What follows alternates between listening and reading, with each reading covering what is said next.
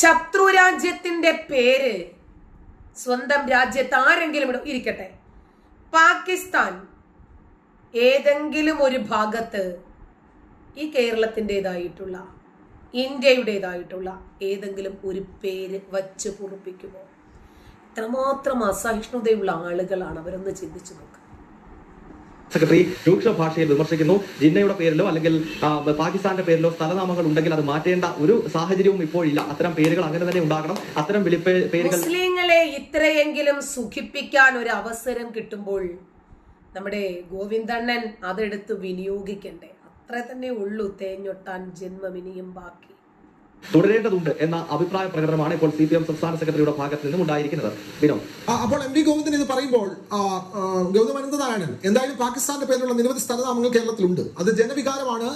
അവിടെ സ്വന്തം രാജ്യത്തിനെതിരെ യുദ്ധം ചെയ്താലും സ്വന്തം രാജ്യത്തിന്റെ സൈനികരെ തുരുതുരേ കൊന്നൊടുക്കിയാലും സ്വന്തം രാജ്യത്തെ പാവപ്പെട്ട വിനോദസഞ്ചാരികളെ മതത്തിന്റെ പേരിൽ കൊന്നൊടുക്കി അവരുടെ ലിംഗാഗ്ര ചർമ്മം ഛേദിച്ചിട്ടുണ്ടോ ഇല്ലേ എന്ന് പാൻഡി സൂരി നോക്കി കൃത്യമായി തിട്ടപ്പെടുത്തി അവരെ കൊലയ്ക്കു കൊടുത്ത ഈ ഭീകരന്മാർക്കെതിരെ ഈ രാജ്യം യുദ്ധത്തിനിറങ്ങുമ്പോഴും ഇന്ത്യക്കെതിരെ പാകിസ്ഥാനെ സുഖിപ്പിക്കാൻ കിട്ടുന്ന, ഇന്ത്യയെ കുറ്റപ്പെടുത്താൻ കിട്ടുന്ന ഒരു സന്ദർഭവും ചിലർ പ്രയോജനപ്പെടുത്താതിരിക്കില്ല. കാരണം അവരുടെ മുഖ്യം വോട്ട് ബാങ്കാണ്. ജാതിയോ മതമോ ഒന്നുമല്ല അതിന്റെ പിന്നിലുള്ള വികാരം എന്ന് പറയുന്നത് രാഷ്ട്രസ്നേഹം തന്നെയാണ്. ശത്രുരാജ്യത്തിന്റെ പേരുകൾ നമ്മുടെ നാട്ടിലെ പല സ്ഥലങ്ങൾക്കും ഉണ്ട്. അത് മാറ്റണമെന്നുള്ള ജനവികാരം എന്തായാലും തൽക്കാലം അംഗീകരിക്കില്ല. അങ്ങനെ പേര് മാറ്റാൻ ഉദ്ദേശിക്കുന്നില്ല. അപ്പോൾ സർക്കാരിന്റെ നയവും അത് തന്നെ ആയിരിക്കുമല്ലോ. പാർട്ടി സെക്രട്ടറി അത് പറയുന്നുണ്ടെങ്കിൽ സ്ഥലനാമങ്ങൾ മാറ്റേണ്ട എന്ന നിലപാടിൽ തന്നെ ആയിരിക്കുമല്ലോ സംസ്ഥാനത്ത്. ശരിക്കും പറഞ്ഞാൽ ഇപ്പൊ ഈ പഹൽഗാം ഭീകരാക്രമണം ഉയർന്നു വന്നതുകൊണ്ട് മാത്രമല്ലേ ബംഗ്ലാദേശ് കോളനിയും പാകിസ്ഥാൻ മുക്കും ഇപ്പൊ ചർച്ചയ്ക്ക് വന്നത്. പാകിസ്ഥാൻ മുക്ക് ചർച്ചയ്ക്ക് വന്നു. ബംഗ്ലാദേശ് കോളനി ഇപ്പോൾ ഞാൻ ഉയർത്തിയ ഒരു വിഷയമാണ്. ബംഗ്ലാദേശ് കോളനി എവിടെയാണ് ഞാൻ നിങ്ങൾക്ക് പറഞ്ഞുതരാം. തിരുവനന്തപുരം ജില്ലയിലെ എയർപോർട്ട് റോഡ് ഉണ്ടല്ലോ, ഈഞ്ചക്കൽ ചാക്ക ബൈപ്പാസ്, അവിടെ നിന്ന് വലിയ തുറയിലേക്ക് പോകുന്ന വഴി, ആ വലിയ തുറ പാലത്തിന്റെ മുമ്പുള്ള ഒരു സ്ഥലത്തിന്റെ പേരാണ് ബംഗ്ലാദേശ് കോളനി. അങ്ങനെ എവിടെയെല്ലാം ഉണ്ടാകും ബംഗ്ലാദേശ് കോളനിയും പാകിസ്ഥാൻ മുക്കുകളുമൊക്കെ. ഈ വിഷയം ഇപ്പോൾ ഉയർന്നു വന്നതുകൊണ്ട് മാത്രമല്ലേ ഈ വിഷയം ഇന്നിപ്പോൾ ചർച്ചയ്ക്ക് വന്നത്. അതല്ലെങ്കിൽ ഇത് ഇതുവരെ ആരെങ്കിലും ഈ വിഷയത്തെ സംബന്ധിച്ച് സംസാരിച്ചിട്ടുണ്ടോ, പ്രതികരിച്ചിട്ടുണ്ടോ? CPM ഭരണകൂടവും ഗൗതം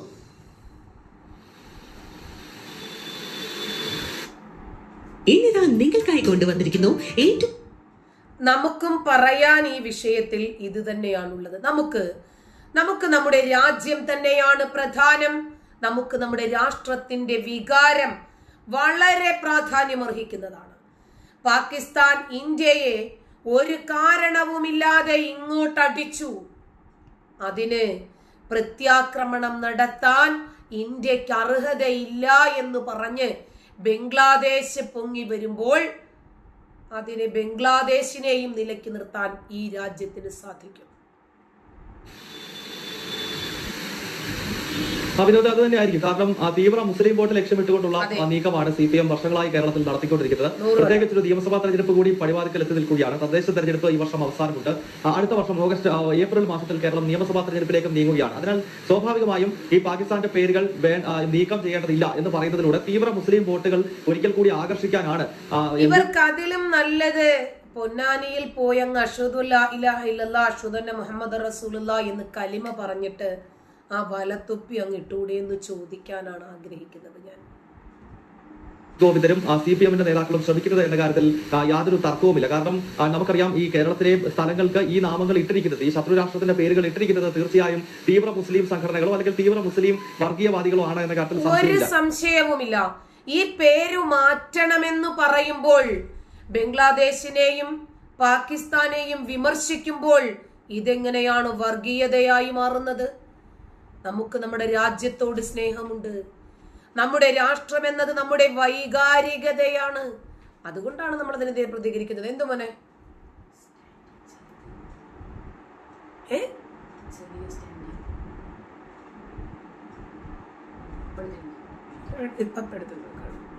ഇത്തരം പേരുകൾ ആളുകളെ കൊണ്ട് വിളിപ്പിക്കുകയും പിന്നീട് അതൊരു സ്ഥലനാമമാക്കി മാറ്റുകയും ഒക്കെ ചെയ്തിട്ടുള്ളത്. ഒരു കാലത്ത് സിമി, അതുപോലെ തന്നെ ജമാഅത്തെ ഇസ്ലാമി, പോപ്പുലർ ഫ്രണ്ട്, അവരുടെ പൂർണ്ണ രൂപമായിട്ടുള്ള LDF, നമ്മൾ ശ്രദ്ധിച്ചാൽ അറിയാം അത്തരം സംഘടനകൾക്കൊക്കെ സ്വാധീനമുള്ള സ്ഥലങ്ങളിൽ മാത്രമേ ഈ പാകിസ്ഥാൻ മുക്ക് അല്ലെങ്കിൽ പാകിസ്ഥാൻ കവല എന്ന പേരുകളൊക്കെ ഉള്ളൂ. അതായത് ദേശസ്നേഹമുള്ള ഈ പാകിസ്ഥാൻ മുക്ക് എന്ന് പറയുന്നത് പോപ്പുലർ ഫ്രണ്ടിന്റെ തീവ്രമായിട്ടുള്ള ഒരു മേഖലയാണ്. SDPIയും പോപ്പുലർ ഫ്രണ്ടും കൊടികുത്തി വാഴുന്ന ഒരു മുക്കാണ് ഈ പാകിസ്ഥാൻ മുക്ക്. അത് ഈ കൊല്ലത്തുള്ളത് ഏതാണെന്ന് എനിക്കറിയില്ല. കല്ലറ പാങ്ങോടുള്ള പാകിസ്ഥാൻ മുക്കിനെ കുറിച്ചിട്ടാണ് ഞാൻ സംസാരിക്കുന്നത്. ദേശീയ ബോധമുള്ള ആളുകൾ താമസിക്കുന്ന സ്ഥലങ്ങളിൽ ഇത്തരം പേരുകൾ ഇടാൻ ഒരു കാരണവശാലും ആരും അനുവദിക്കത്തില്ല. അപ്പോൾ ഇത്തരം തീവ്ര മുസ്ലിം സംഘടനകൾക്ക് സ്വാധീനമുള്ളതോ അല്ലെങ്കിൽ മുൻകാലഘട്ടങ്ങളിൽ അവർക്ക് തദ്ദേശ സ്ഥാപനങ്ങളിലൊക്കെ പിടികൊടുക്കാൻ കഴിയുന്ന പശ്ചാത്തലമുള്ള കാലഘട്ടങ്ങളിലാണ് അവർ ഇത്തരം പേരുകൾ ഓരോ സ്ഥലങ്ങളിൽ ഇട്ടത് എന്ന കാര്യത്തിൽ തർക്കമില്ല. അതിനാൽ തീർച്ചയായും ഇപ്പോഴത്തെ ഒരു ദേശീയ വികാരം ആളിക്കത്തുന്ന ഈ കാലഘട്ടത്തിൽ അത്തരം പേരുകൾ മാറ്റണമെന്ന് പറയുമ്പോൾ അത് വേണ്ട. ജിന്നയുടെ പേരിലുള്ള നാമവും ജിന്നയുടെ പേരിലുള്ള റോഡുകളും പാകിസ്ഥാന്റെ പേരിലുള്ള കവലകളും പാകിസ്ഥാന്റെ പേരിൽ അറിയപ്പെടുന്ന ചെറിയ ചെറിയ ഗ്രാമപ്രദേശങ്ങളും ഒക്കെ ആ പേരിൽ തന്നെ അറിയണം എന്ന രീതിയിലുള്ള പ്രതികരണം നടത്തുമ്പോൾ തീർച്ചയായിട്ടും അത് തീവ്ര മുസ്ലിം വോട്ടുകളെ ആകർഷിക്കുക. തീവ്ര സ്വഭാവമുള്ള സംഘടനകൾ, പ്രത്യേകിച്ച് ജമാഅത്തെ ഇസ്ലാമിയുടെ രാഷ്ട്രീയ മുഖമായിട്ടുള്ള വെൽഫെയർ പാർട്ടിയുമായി മുൻപ് CPM പലതവണ സഖ്യം ചേർന്ന കാര്യം നമുക്കറിയാം. കൊടും ഭീകരനായിട്ടുള്ള അബ്ദുൽ നാസർ മദനിയുമായി സഖ്യമുണ്ടാക്കി തെരഞ്ഞെടുപ്പ് സഖ്യം 2009 ലോക്സഭാ തെരഞ്ഞെടുപ്പിൽ രൂപപ്പെടുത്തിയത് മാത്രമല്ല ആ അബ്ദുൽ നാസർ മദനിയുമായി ശംഖുമുഖത്തും അതുപോലെ തന്നെ പൊന്നാനിയിലും ഒക്കെ വേദി പങ്കിടാൻ പോലും ഇന്നത്തെ കേരളത്തിന്റെ മുഖ്യമന്ത്രിയും അന്നത്തെ CPMന്റെ സംസ്ഥാന സെക്രട്ടറിയുമായ പിണറായി വിജയൻ ഒരു മടിയും ഉണ്ടായിരുന്നില്ല എന്ന കാര്യം കൂടി നമ്മൾ കൂട്ടി വായിക്കണം. കേരള നിയമസഭയാണ് 140 MLA മാർ, LDFന്റെയും UDFന്റെയും 140 MLA മാർ കൊടും ഭീകരനായ അബ്ദുൽ നാസർ മദനിയെ ജയിലിൽ നിന്നും പുറത്തിറക്കണമെന്ന് ആവശ്യപ്പെട്ട് പ്രമേയം പാസാക്കി ഒപ്പുവെച്ച ആളുകളാണ്. അപ്പോൾ സ്വാഭാവികമായും അവർ തീവ്ര മുസ്ലിം വോട്ടുകൾ ഈ രണ്ട് കക്ഷികളും കേരളത്തിൽ ലക്ഷ്യമിടുന്നുണ്ട്. അത്തരം ഇന്ന് മാറാട് സംഭവത്തെ കുറിച്ചിട്ട് AA റഹീം കൃത്യമായി ഷാജിയാണെന്ന് തോന്നുന്നു നല്ല രൂപത്തിൽ മറുപടി കൊടുക്കുന്നുണ്ടായിരുന്നു. CBI അന്വേഷണം വേണ്ട, NIA അന്വേഷണം വേണ്ട മാറാട് എന്ന് പറഞ്ഞ് സാധാരണക്കാരന്റെ നികുതി പണം വാങ്ങി കോടതിയെ സമീപിച്ചത് ആരാണ് എന്ന് AA റഹീം എണ്ണി ചോദിക്കുന്നുണ്ടായിരുന്നു. മാതൃഭൂമി ചാനലാണെന്ന് തോന്നുന്നു, വേണുവാണെന്ന് തോന്നുന്നു ആങ്കർ. ചെറിയ രൂപത്തിൽ ഒരു ക്ലിപ്പ് മാത്രമാണ് ഞാൻ കണ്ടത്, ഒരു ഷോർട്ട് സ്റ്റോറി ആയിരുന്നു. അതെ, അപ്പൊ രാജ്യത്തിന്റെ നികുതി പണം വാങ്ങി ഈ രാജ്യത്തുള്ള ആളുകളോട് കൂറ് കാണിക്കാതെ പാകിസ്ഥാൻ ഭീകരതയോടാണ് നമ്മുടെ കൂറ് എന്ന് ഇവർ വിളിച്ചു പറയുവാണ്. മാറാട് നടന്നതും പഹൽഗാമിൽ നടന്നതും രണ്ടും ഒരു നാണയത്തിന്റെ രണ്ട് വശങ്ങളാണ്. രണ്ടും ഒരേ രീതിയാണ്, ഒരേ രൂപമാണ്, ഒരേ ലക്ഷ്യമാണ്, ഒരേ മതവിഭാഗമാണ്. രണ്ടും പാകിസ്ഥാന്റെ കരങ്ങളാണ് പ്രവർത്തിച്ചത്. രണ്ടിലും ലോക്കൽ സപ്പോർട്ട് അവർക്ക് ലഭിച്ചിട്ടുണ്ട്. ഈ നാട്ടിൽ നിന്ന് തന്നെ, കോഴിക്കോട് മാറാട് നിന്നാണ് അവിടെയുള്ള ആളുകൾ താമസം മാറിപ്പോയിട്ട് ആ വീട് ഭീകരർക്ക് മാറിക്കൊടുത്തെങ്കിൽ കാശ്മീരിൽ പഹൽഗാമില് ഭീകരർക്ക് താമസിക്കാനുള്ള സൗകര്യം ചെയ്തു കൊടുക്കുകയാണ് ചെയ്തത്. രണ്ടായിരുന്നാലും രണ്ടിനെയും നമുക്കൊന്നേ പറയാനുള്ളൂ, രാജ്യദ്രോഹം. ഇതാണ് പച്ചയായ രാജ്യവിരുദ്ധത. ഈ രാജ്യവിരുദ്ധതയ്ക്കെതിരെയാണ് നമ്മൾ നിരന്തരം ശബ്ദമുയർത്തിക്കൊണ്ടിരിക്കുന്നത്.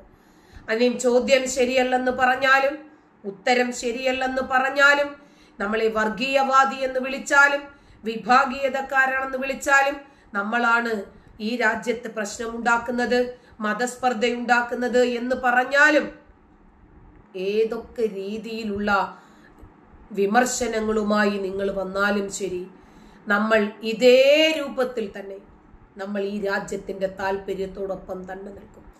അതായത് കേരളത്തിൽ പാകിസ്ഥാന്റെ പേരിൽ അറിയപ്പെടുന്ന സ്ഥലങ്ങൾ പുനർനാമകരണം ചെയ്യണം. ആ പേരിൽ ഇനിയും ഒരിക്കലും ആ നാട് അറിയപ്പെടാൻ പാടില്ല. കാരണം നമ്മളെ തകർക്കാൻ ശ്രമിക്കുന്ന, നമ്മളെ നശിപ്പിക്കാൻ ശ്രമിക്കുന്ന, നമ്മോട് യുദ്ധം ചെയ്ത് മുസ്ലിങ്ങളെ സംരക്ഷിക്കുകയും അമുസ്ലിങ്ങളെ ഇല്ലാതാക്കാനും ശ്രമിക്കുന്ന ഈ ആശയം പേര് ജീവിക്കുന്ന ആളുകൾ ഇതിനോട് സഹകരിക്കുകയും ഈ പേര് തന്നെ നിലനിർത്തണം എന്ന് പറയുകയും ചെയ്യുന്നുണ്ടെങ്കിൽ അവരെ തിരിച്ചറിയണം.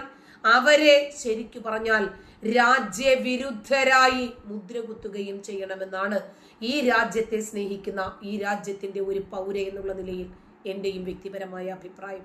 അത്തരക്കാർ നമ്മുടെ രാജ്യത്ത് ആവശ്യമില്ല, അത്തരക്കാര് നമുക്ക് വേണ്ട. കാരണം നമ്മുടെ നാട്ടിൽ എന്താണ് ഇപ്പോൾ സംഭവിച്ചുകൊണ്ടിരിക്കുന്നത്? പാകിസ്ഥാനു വേണ്ടി ഒരു വിഭാഗം ആളുകൾ നിരന്തരം വാദിച്ചു കൊണ്ടിരിക്കുവാണ്. അവർക്ക് പാകിസ്ഥാനിലേക്ക് പോയിക്കൂടെ? പാകിസ്ഥാനികൾക്ക് വ്യാജ കാർഡുകൾ ഉണ്ടാക്കി കൊടുത്ത്, വ്യാജ രേഖകൾ ഉണ്ടാക്കി കൊടുത്ത് നമ്മുടെ രാജ്യത്ത് കൊണ്ടുവന്ന് അവരെ നമ്മുടെ രാജ്യത്തിനെതിരെ പ്രവർത്തിക്കുന്നതിന് വേണ്ടി വെള്ളവും വളവും കൊടുത്ത് തഴച്ചു വളർത്താൻ സഹായിക്കുന്ന അത്തരക്കാരെ കൂടി രാജ്യവിരുദ്ധരായി പ്രഖ്യാപിക്കണം.